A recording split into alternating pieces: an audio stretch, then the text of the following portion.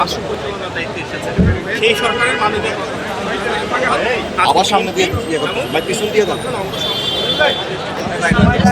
এখানে এনে আমাদের তৃণমূলের প্রতি যে বার্তা দিয়েছেন সেটা হচ্ছে কিভাবে জনগণের পাশে থেকে জনগণের সাথে থেকে জনগণের ক্ষমতায়নের মাধ্যমে রাষ্ট্র পরিচালনায় বিএনপির যে ইশতেহারে প্রণীত বিভিন্ন নীতিমালা রয়েছে সেগুলো বাস্তবায়ন করা যায়।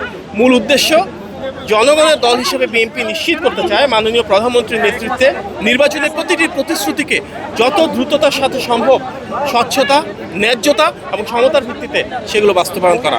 আজকের এখানে যে কর্মসূচি হচ্ছে তার মাধ্যমে মাননীয় প্রধানমন্ত্রী সারা দেশ থেকে আসা বিএনপি এবং অঙ্গ সংগঠনগুলোর নেতৃবৃন্দের মাধ্যমে তৃণমূলের একসাথে একটি সম্পর্ক স্থাপন করছেন এবং তৃণমূলের কাছে সেই বার্তাই দিচ্ছেন যেখানে বাংলাদেশের জাতীয়তাবাদী শক্তি ধারক হিসেবে প্রতিটি নেতাকর্মী যেন জনগণের পাশে থাকে, জনগণের সাথে থাকে, জনগণের আশা এবং আকাঙ্ক্ষার প্রতিফলন যেন রাষ্ট্র পরিচালনা আসে।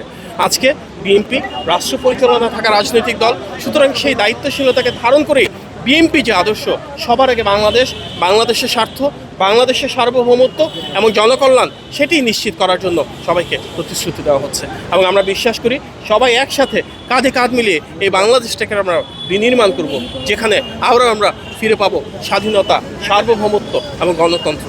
আপনার সবাইকে ধন্যবাদ। আসসালামু আলাইকুম। Thank you.